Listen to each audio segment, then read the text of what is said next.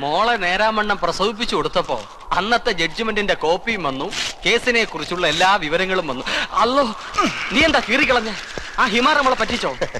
ഒരു ഹിമാറും നമ്മളെ പറ്റിച്ചിട്ടില്ലടാ. അതൊന്നും നമുക്ക് ആവശ്യമില്ല. അത് മുഴുവൻ കളവാ. പ്രതികളെ വെറുതെ വിട്ടതിന്റെ ഒരു ജഡ്ജ്മെന്റ് കോപ്പി, പിന്നെ ചത്തുപോയ അന്നത്തെ ജഡ്ജിന്റെ പേരും മേൽവിലാസവും, കള്ളപ്പേരിൽ ഹാജരായ കുറെ കക്ഷികളുടെ മേൽവിലാസങ്ങൾ. ഇതൊക്കെ നമുക്ക് എന്തിനാ? പിന്നെ നീ എന്തിനാ അത് കീറിയെടുത്ത്? ഇതാണ് ഇതിലെ വെടിമരുന്ന്, നമ്മുടെ അടുത്ത ഇരകൾ. ഞാൻ തേടുന്നവരുടെ തനിനിറം ഇവരുടെ ബോധമണ്ഡലത്തിലുണ്ടാകും. ആ ബോധമണ്ഡലം ഞാൻ പൊട്ടിക്കും. ഒന്ന്, അന്ന് ഈ കേസ് അന്വേഷിച്ച കോശി വർഗീസ് എന്ന നീചനായ DSP. രണ്ട്, ഇതിലെ പ്രതികൾക്ക് വേണ്ടി ഹാജരായി ഇല്ലിപ്പനത്ത് നാരായണൻ മകൻ കുമാരൻ എന്ന ഏക സാക്ഷിയെ കീറി മുറിച്ച് വിസ്തരിച്ച ഈ കേസിലെ പെരുങ്കള്ളനായ അയ്യങ്കാർ എന്ന ക്രിമിനൽ അഡ്വക്കേറ്റ്. ഈ നഗരത്തിലെ അവരുടെ അന്നത്തെ വിലാസം.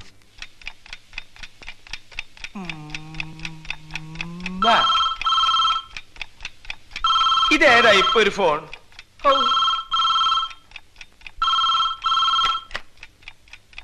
അയ്യങ്കാർ ഹിയർ. ആരാ?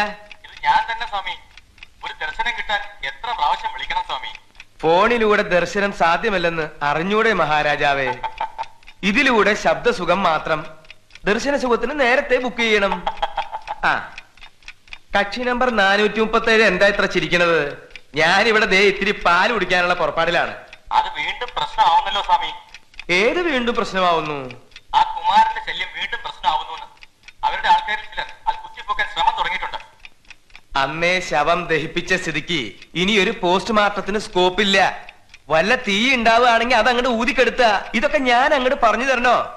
എന്തിനാ ഒരു ഫോണിന്റെ കാശ് കളയണേ? രഹസ്യമായി വല്ല മുൻകൂർ ജാമ്യവും വേണ്ടി വരുമോ?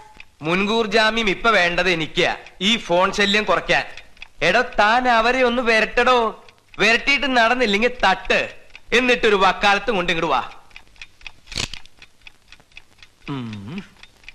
He is a dirty creature, but better than me.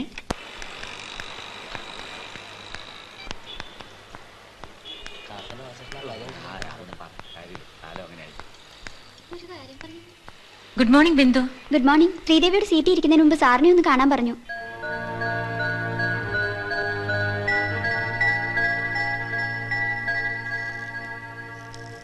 Sir, നിങ്ങൾക്കൊക്കെ ഒരു ജോലി തന്നാൽ മനസമാധാനം നഷ്ടപ്പെടുന്നത് മറ്റുള്ളവർക്കാ.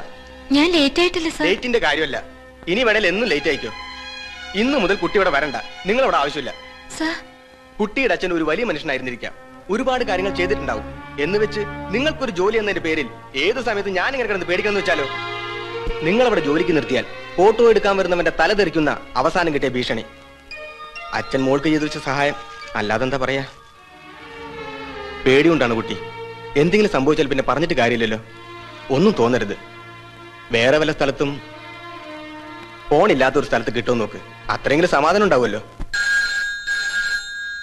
സംശയമല്ല, ഈ ഫോൺ നിങ്ങൾക്കാവും. വേണ്ട സർ.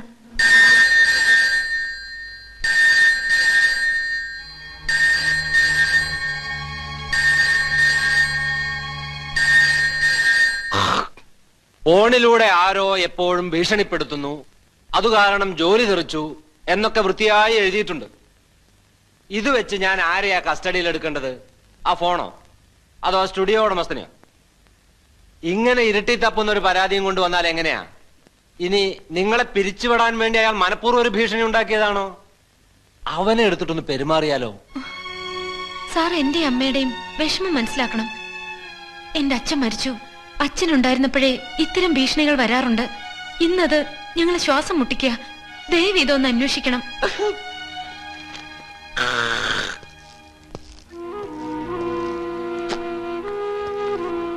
മുഖ്യമന്ത്രി മുതൽ ഐക്യരാഷ്ട്രസഭ വരെ പരാതി പോയിട്ടുണ്ടല്ലോ. പിന്നെന്താ, ഇനി CBI വരണോ? വരുത്താം. ഈ അന്വേഷണം എന്നൊക്കെ പറയണതേ തമാശയല്ല. അതൊക്കെ അതിന്റെ വഴിക്ക് പോയിക്കോളും. ഇതിൽ ഫോൺ നമ്പർ ഉണ്ടല്ലോ, ഞങ്ങൾ അന്വേഷിച്ചോളാം. എന്തിനാ സാറെ പരിഹസിക്കുന്നത്? സാറിനെ കൊണ്ട് ഇതൊന്നും കഴിയില്ല, അത്രേ ഉള്ളൂ. ഇത് സാർ അന്വേഷിക്കണ്ട, പോരെ? ആ പെണ്ണ് നമ്മളൊന്ന് കൊച്ചാക്കി പോയി. പെരുമാറാൻ അറിയാനിട്ടല്ല, പിന്നെ തന്ത മരിച്ചിട്ട് ഇത്രയല്ലേ ആയിട്ടുള്ളൂ. ഇതൊരു പോലീസ് പ്രൊട്ടക്ഷന്റെ പ്രശ്നമാണ്. ഭീഷണിയുണ്ട്, അത് സത്യ. പ്രൊട്ടക്ഷൻ വേണമെങ്കിൽ കോടതി പോട്ടോ. ഇതിപ്പം VIP-കൾക്ക് തന്നെ കരിമ്പൂച്ചകൾ കൊടുക്കാൻ പറ്റാത്ത കാല. പിന്നെ നാട്ടുകാർക്ക് മുഴുവൻ ഈ 2 കരിമ്പൂച്ചകളെ കൊടുക്കാന്ന് വെച്ചാല് അതിന് മാത്രം പൂച്ചകളുണ്ടോ നമ്മുടെ നാട്ടില്? എവിടെ?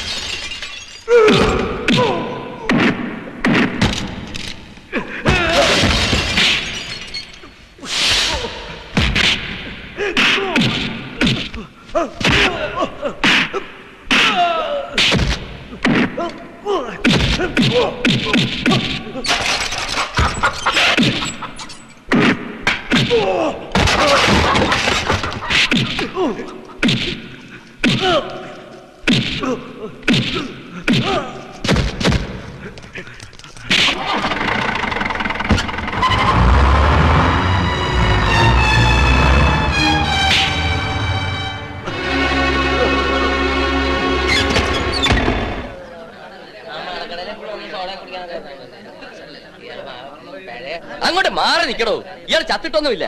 എല്ലാരും ഒന്ന് മാറിയട്ടെ, മാറ്. എടോ, ഇത് പോലീസ് സ്റ്റേഷനാ, വെറുതെ തീക്കൊള്ളി എടുത്ത് തലയൊറിയരുത്. എല്ലാറ്റിന്റെ എല്ല് ഞാൻ ഒഴിക്കും. ആഹാ,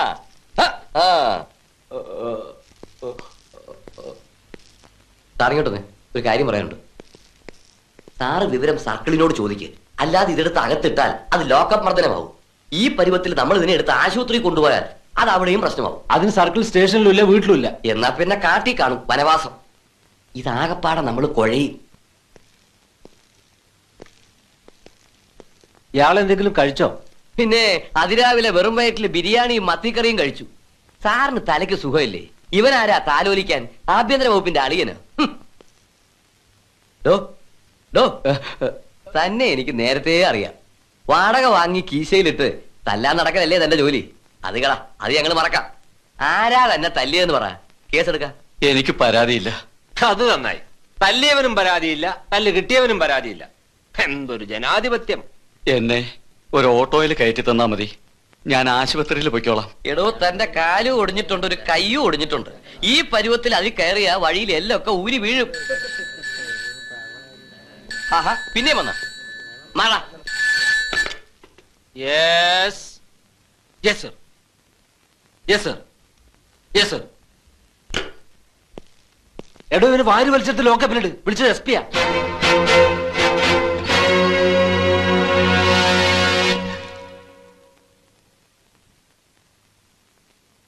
ഇന്നിത്തിരി നേരത്തെ ആണല്ലോ വിളക്ക് കത്തിച്ചത്. സന്ധ്യയാകുന്നതേ ഉള്ളൂ. വീട്ടിലാവുമ്പോ ഈ സമയത്തോടെ കത്തിക്കും. തൂക്കുവിളക്ക് അവിടെ പതിവില്ല. അച്ഛൻ പണ്ട് മുതലേ ഉപയോഗിച്ചിരുന്ന ഒരു ചെറിയ വിളക്കാ പൂജാമുറിയില്. അച്ഛന്റെ ദൈവവിശ്വാസം ഇത്തിരി കുറവായിരുന്നു അല്ലേ? ദൈവങ്ങൾക്ക് അച്ഛനായിരുന്നു വിശ്വാസക്കുറവ്. വേണ്ട, തത്വചിന്ത പറയാൻ പറ്റിയ സമയമല്ലത്. ഇരുട്ടി തുടങ്ങി.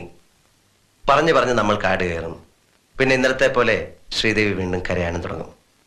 നമ്മുടെ പാറു എവിടെ? പാറുക്കുട്ടി, പാർവതി അകത്തുണ്ട്, വിളിക്കണോ? വേണ്ട, ശ്രീദേവിക്ക് ഇവിടുത്തെ പരിചയക്കുറവൊക്കെ മാറിയല്ലോ. ഈ വീട് മുഴുവൻ ശ്രീദേവിയുടേതാണ്. എവിടെ വേണമെങ്കിലും ഇരുന്നോ നടന്നോ സമയം ചെലവഴിക്കാം. അമ്മ ഇന്നലെ ഉറങ്ങിയിട്ടേ ഇല്ല. അനാവശ്യമായി ഞങ്ങൾ വിഷമിപ്പിക്കുകയാണെന്ന് പറഞ്ഞ് കരച്ചിലായിരുന്നു. അത് അമ്മയുടെ മനസ്സിന്റെ ഗുണം. എന്റെ കാര്യം എനിക്കല്ലേ അറിയൂ. കുമാരേട്ടൻ എനിക്ക് ചെയ്തെന്ന സഹായങ്ങൾ ഓർക്കുമ്പോ ഇത്രയൊക്കെയല്ലേ സാധിക്കുന്നുള്ളൂ എന്നാണ് എന്റെ വിഷമം. അമ്മാവാ, എന്തിനാ ഇവരെ ഇവിടേക്ക് കൊണ്ടുവന്ന് നമ്മൾ കഷ്ടപ്പെടുന്നതെന്ന് ശ്രീദേവി ചോദിക്കുന്നത്. അമ്മാവൻ ഇന്നലെ കഷ്ടപ്പെട്ടു. വല്ലാതെ കഷ്ടപ്പെട്ടു. ഇവരെന്തേ ഇത്തിരി നേരത്തെ അങ്ങോട്ട് വരാതെ നിന്ന് ഓർത്തിട്ട് വല്ലാതെ കഷ്ടപ്പെട്ടു. മോൾക്ക് MSc ഗോൾഡ് മെഡലാണെന്ന് ഇവൻ പറഞ്ഞു. അതിൽ കാര്യമില്ല, ധൈര്യത്തിന് മെഡൽ വാങ്ങണം. അതായത് മനസ്സിനെങ്ങനെ പിടിച്ചു നിർത്താൻ.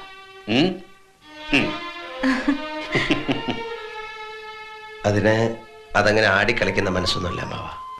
അതെങ്ങനെ നിനക്ക് മനസ്സിലായി? മനസ്സിലായി. ഇപ്പൊ അത്രയും മനസ്സിലാക്കിയാ മതി.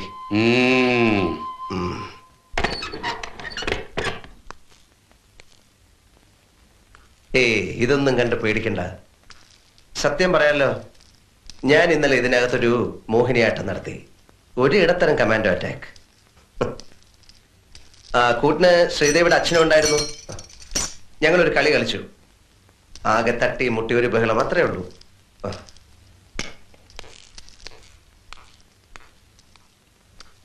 ഞാൻ ഇതൊക്കെ ഒന്ന് ഒതുക്കി വെക്കട്ടെ.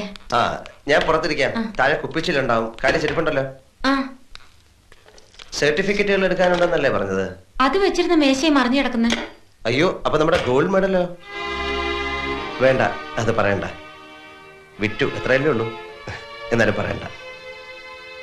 എനിക്ക് ഈ ദുഃഖം കേൾക്കുന്ന ഇഷ്ടമല്ല.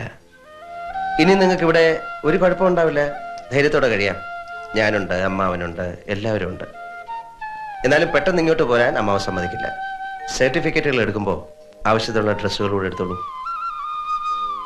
ആരായിരുന്നു ഇവിടെ വന്നത്? ആരെങ്കിലും ആകട്ടെ, വന്നവർ പോയില്ലേ, അതല്ലേ നമുക്ക് വേണ്ടൂ. ഇനി ആരും വരില്ല, അതുറപ്പാ.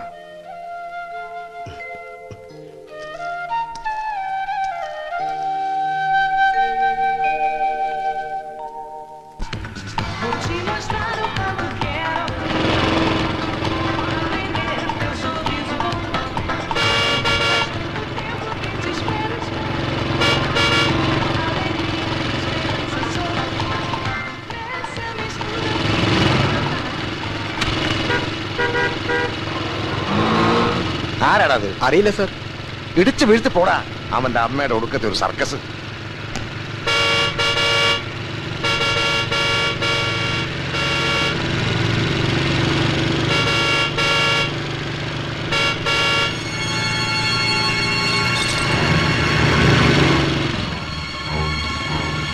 ഒന്ന് കത്തിച്ചു വിടടാ. ഇങ്ങനെ പോയാൽ തോട്ടത്തിലെത്തുമ്പോ സന്ധ്യയാവും.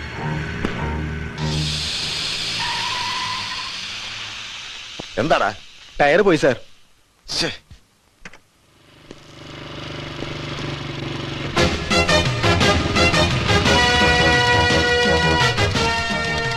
DSP കോശി വർഗീസ് സാറല്ലേ? വിരോധമില്ലെങ്കിൽ എന്റെ പുറകെ കയറാം. ഞാൻ തോട്ടത്തിൽ കൊണ്ടാക്കാം. വേണ്ട, താങ്ക്സ്. ഇത് പെട്ടെന്ന് മാറ്റിയിടാം. മാത്രമല്ല, പോകുന്ന വഴിക്ക് എനിക്ക് വേറൊരു ഗസ്റ്റ് കൂടിയുണ്ട്. ഓ, അത് ശരി. മുഖം കാണാത്തതുകൊണ്ട് ആളെ മനസ്സിലാകുന്നില്ല. നിങ്ങൾ ആരാ? ഞാൻ സാറിന്റെ ട്രെയിനിങ് ക്യാമ്പിലുണ്ടായിരുന്നു. അന്ന് ഇൻസ്പെക്ടർ റാങ്കിലായിരുന്നു. ഇൻസ്പെക്ടർ കുമാരൻ. ശരി, കാണാം സാർ. ഓക്കെ.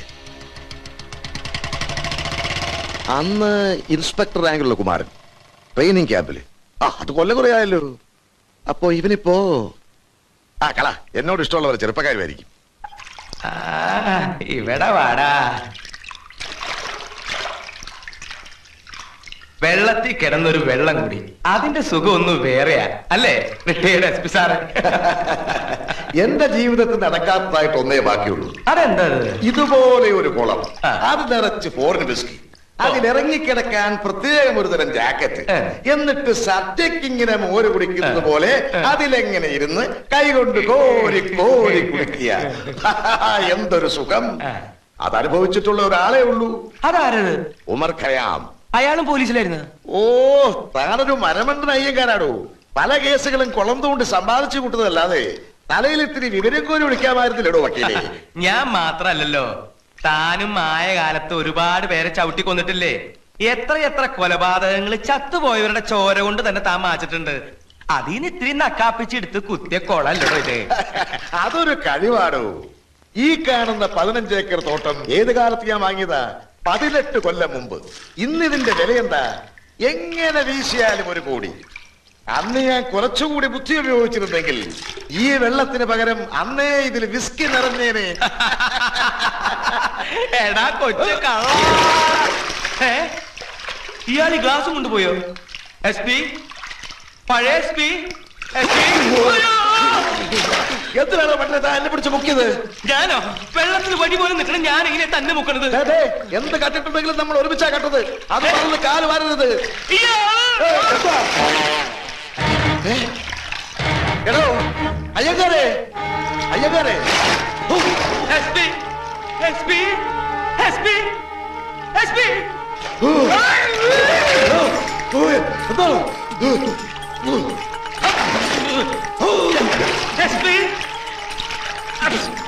SP. അയ്യോ, എടോ. Hello, SP! SP!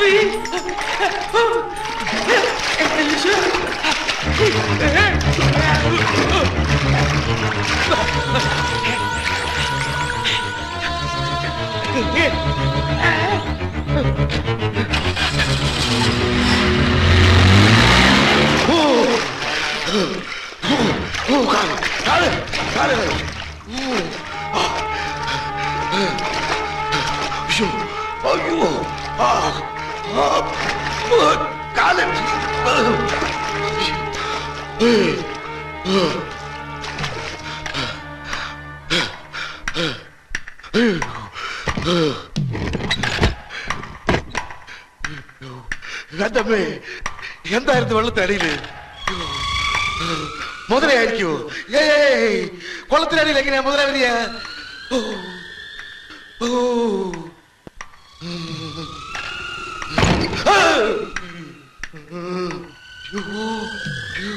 എന്റെ കർത്താവേ, ഞാനിത് അടച്ചു കുറ്റിയിട്ടിരുന്നാണല്ലോ.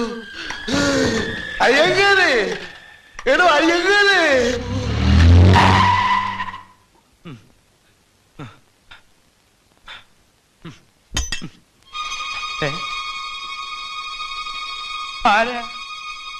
ആരാ കാറിനകത്ത്? എന്നെ കൂടാതെ വേറൊരാൾ?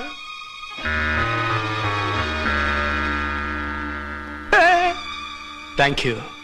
ഇതാണല്ലേ തന്റെ വീട്? താൻ ആരാ? തന്റെ ചത്തുപോയ പെരിയപ്പ മുത്തുപ്പട്ടൻ. എന്നെ പിള്ളേ സൗഖ്യമാ? പെരിയപ്പ? ഓ, നീങ്ക വന്ന് ഉന്നെ കൊല്ലറുക്കടാ കണ്ണേ.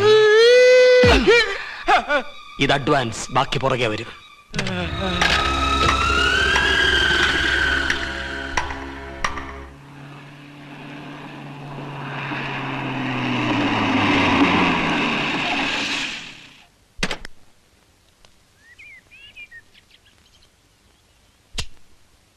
നിലവിളിച്ചോടുന്നതിന് പകരം വെള്ളത്തിനടിയിലോട്ട് 4 വെടിയെങ്കിലും വെക്കാൻ സാധിച്ചു.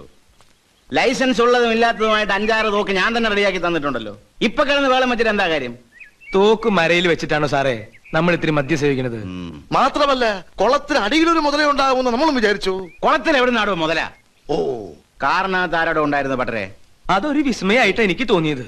ശരിക്കും എന്റെ മുത്തച്ഛന്റെ അതേ ശബ്ദം. സത്യം പറയാലോ, ജനിച്ച ശേഷം ഇതുവരെ ഞാൻ ഇങ്ങനെ പേടിച്ചിട്ടില്ല. നേരാ, ഒരു SP ആണെന്ന കാര്യം കുറച്ചു നേരത്തേക്ക് ഞാനും മറന്നു. ബെസ്റ്റ് പോലീസും മുന്തിയ വക്കീലും. തല വെട്ടിയെടുത്ത് ആരെങ്കിലും കൊണ്ടു കൊടുത്താൽ ജീവനില്ലാത്ത തലയും വെച്ച് കോടതി വിലസും. നേരിട്ട് വന്നാലോ മുള്ളും. താനൊക്കെ SP ആണെന്ന് ആരാടോ പറഞ്ഞത്? റിട്ടയർ ചെയ്തൊരു കാലം എത്രേ? താനൊക്കെ ഇപ്പൊ ഒരു വേസ്റ്റാ. എന്നാലും ആന മെലിഞ്ഞ ആരെങ്കിലും തൊഴുത്ത് കിട്ടുവോ? ആന മെലിഞ്ഞ തൊഴുത്ത് കിട്ടില്ല, പക്ഷെ മെലിയുന്നത് ആനയായിരിക്കണം. താനൊക്കെ എന്നെ കൊണ്ടൊന്നും പറയിക്കണ്ട. സൂക്ഷിച്ചോ, ഇതൊരു ട്രാപ്പാ. തന്റെയൊക്കെ പുറകെ ആരോ ഉണ്ട്. എന്റെയൊക്കെ പുറകെ ആരെങ്കിലും ഉണ്ടെങ്കിലേ അതേ ആള് മറ്റു പലരുടെയും പുറകിൽ കാണും. കൊന്നിട്ട് എനിക്ക് ശീലമില്ല, കൊന്നവരെ സഹായിച്ചിട്ടേ ഉള്ളൂ. ആ കുളം വറ്റിക്കണം, കാറിൽ വന്നവനെ കണ്ടുപിടിക്കണം. തന്റെ ശത്രുക്കളുടെ ലിസ്റ്റ് എടുക്ക്. ഐജിയോട് പറഞ്ഞ എല്ലാത്തിനും പൊക്കാം പോരെ? അതിപ്പോ ശത്രുക്കളുടെ ലിസ്റ്റ് എടുക്കാന്ന് പറഞ്ഞ IG കഷ്ടപ്പെടും. ജനിച്ച അന്ന് മുതൽ ഇന്ന് വരെ ഇടപെട്ടോരെല്ലാവരും എന്റെ ശത്രുക്കളാ. അതിലൊരു ആശ്രയമുള്ളത് ദേ ഇപ്പൊ ജോർജ് സാറാ. ആരാ എപ്പോഴാ മാറാന്ന് പറയാൻ പറ്റില്ലല്ലോ. നമ്മുടെയൊക്കെ ജീവിതം അങ്ങനെയായി പോയില്ലേ മുരുക?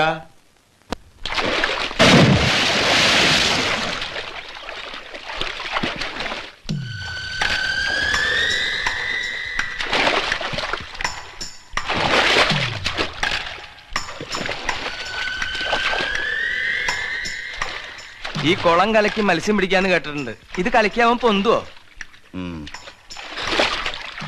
അടിയിൽ മുഴുവൻ പായല, ഇതിൽ ആരുമില്ല. കയറിപ്പോരെ. ഇനി അവൻ വന്നാ ഞാൻ നോക്കിയോളാം. വെള്ളത്തില് തോട്ട വെക്കും ഞാൻ. കള്ള കഴിവരടമൻ.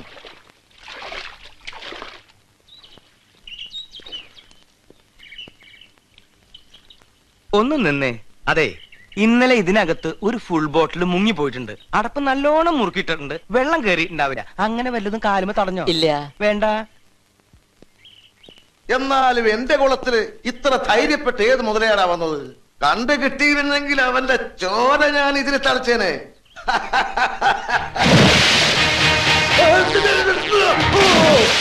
അവനോടെ വന്നോളും. SP മുതലയെ പിടിക്കാറിയ അമ്മയുടെ ഒരു മുതല. സത്യമായിട്ടും SP യുടെ അമ്മ ഒരു മുതലയായിരുന്നു. താൻ പോടോ. ഞാൻ വെറുതെ പറയണതല്ല. അമ്മയും മോനും കൂടി സ്വത്തടിച്ചെടുക്കാൻ വേണ്ടി കാർന്നൂർക്ക് വിഷം കൊടുത്ത് കൊന്നതല്ലേ? കേസ് ഞാനല്ലേ വാദിച്ച് ജയിച്ചത് ജോർജ് സാറേ. അപ്പൊ താൻ മുതലേക്കാളും കഷ്ടാണല്ലോ. ആ, അങ്ങനെ നോക്കുമ്പോ ജോർജ് സാറോ, സാറിന് ചേരുന്ന ഒറ്റ വാക്കേ മലയാള ഡിക്ഷണറിയിലുള്ളൂ, സുന്ദര കാലമാടൻ. ഇത്രയും സൗന്ദര്യവും മുഖശ്രീയുള്ള കാലമാടൻ നമ്മുടെ രാഷ്ട്രീയത്തിലില്ല.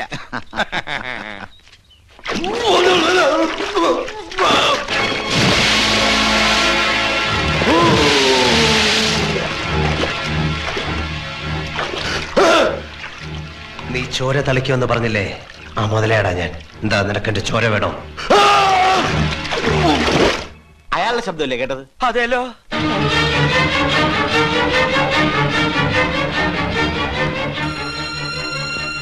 എസ് പി കാണാനില്ലല്ലോ.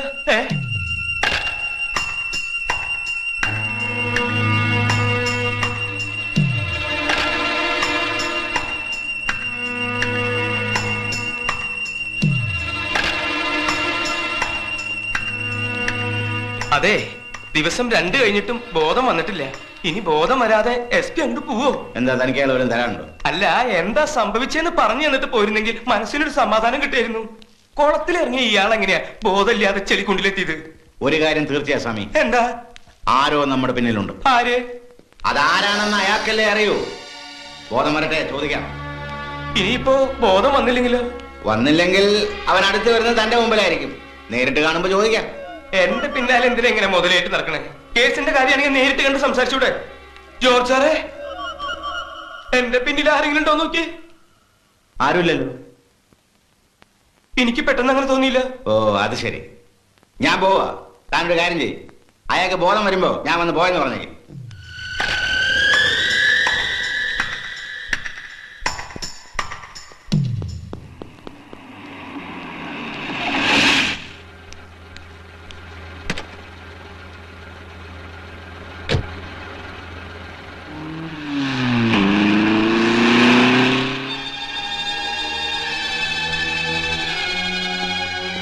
ആളെ മനസ്സിലായിട്ട് നീ എന്താ ഇവനെ വെറുതെ ഒഴിവാക്കിയത്? കുറച്ചു ദിവസം ഇവരെ ഇങ്ങനെ തട്ടിക്കളിച്ചേ പറ്റൂ. ആ വക്കീലിനെയും അന്ന് കേസ് അന്വേഷിച്ച DSP നമുക്ക് കിട്ടി. അവരെ ഒന്ന് കുലുക്കിയപ്പോൾ ജോർജ് എന്ന് പറയുന്ന ആ ചെകുത്താനും വന്നു. ഇനി ഒരാൾ കൂടിയുണ്ട്. ഈ ബഹളം അവനെ ഇവരരികിലെത്തിക്കും. അല്ലെങ്കിൽ ഇവർ അവനെ തേടി ചെല്ലും. ഞാൻ കാത്തിരിക്കുന്നതിനാണ്. അവനാരാ? അവനൊരു പൂച്ചക്കണ്ണനാണ്. പൂച്ചക്കണ്ണനോ? അത്ര എനിക്കറിയൂ. പൂച്ചക്കണ്ണൻ. നിക്ക് അറിയാൻ വേണ്ടിട്ട് ചോദിക്കുക. ആ ജോർജ് ഒരു സാധാരണ ജോർജ് അല്ല. അയാളുടെ രാഷ്ട്രീയ സ്വാധീനമോ ആൾ ബലമോ നിനക്കറിയില്ല. എന്നോ നടന്ന ഒരു കേസ്, അതിലൊരു കോടതി വിധി. അതിന് നീ തലപുണ്ണാക്കുന്നതിന് ക്യാപ്റ്റാ? ഞാൻ തലപുണ്ണാക്കുന്നുണ്ടെന്ന് ആര് പറഞ്ഞു? നീ അവരുടെ പേടി കണ്ടോ? അവരിപ്പോഴേ പാതി ചത്തു കഴിഞ്ഞു. ഞാൻ അനുഭവിക്കുന്ന ഒരു ആനന്ദമാണ്, പരമാനന്ദം. നിനക്കറിയോ, എന്നെ ഇവർക്ക് പിറകെ പറഞ്ഞയച്ച ഒരു അദൃശ്യ ശക്തിയുണ്ട്. ആ ശക്തിയോട് ഞാൻ പതുക്കെ പതുക്കെ അടുത്തുകൊണ്ടിരിക്കുകയാണ്. അതിനു മുൻപ് ഒരിക്കൽ വായിച്ചു മറന്നുപോയ ഒരു മേൽവിലാസം എന്റെ മനസ്സിലെവിടെയോ കുടുങ്ങിക്കിടപ്പുണ്ട്. അത് ഓർമ്മിക്കാൻ കഴിയുന്നില്ല. അത് വായിച്ചെടുക്കണം. ആരുടെ മേൽവിലാസം? ഒരു പെൺകുട്ടിയുടെ, ഒരു മകളുടെ മേൽവിലാസം. കഴിഞ്ഞ മെയ് 7-ാം തീയതി മരിച്ചുപോയ കുമാരേട്ടൻ മരിക്കുന്നതിന് മുമ്പ് പോസ്റ്റ് ചെയ്ത ഒരു കത്തിലെ മേൽവിലാസം. അതെങ്ങനെ നിനക്കറിയാം? ഞാനാണത് പോസ്റ്റ് ചെയ്തത്. ആ കത്ത് എന്റെ കയ്യിലെത്തിച്ചത് മറ്റാരുമല്ല, ഈശ്വരനാണ്. ആ ഈശ്വരനെ ഞാൻ അനുസരിച്ചേ പറ്റൂ.